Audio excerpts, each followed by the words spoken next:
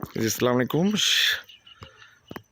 শীতকাল মানেই অন্যরকম একটা আমেজ, অন্যরকম একটা সৌন্দর্যর পরিবেশ নিয়ে আসে আমাদের মাঝে।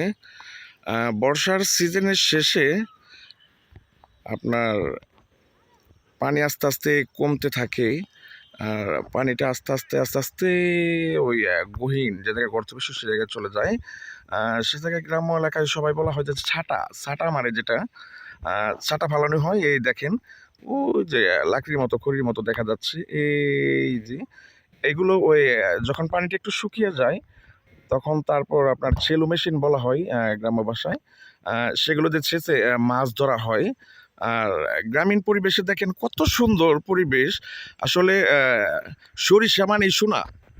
সোনা মানেই সরিষা, স্বর্ণের কালার যেটা অটোমেটিকলি দেখেন আসলে কতটা সৌন্দর্য সেটা ভাষায় প্রকাশ করা যাবে না। আপনারা যদি না আসেন, সেক্ষেত্রে নাই করেন, তাহলে আর আপনারা ওই পরিবেশটা বুঝতে পারবেন না। আর কত সুন্দর একটা পরিবেশ দেখছেন আপনারা? কত সুন্দর একটা পরিবেশ, তা ভাষায় বলা যাবে না।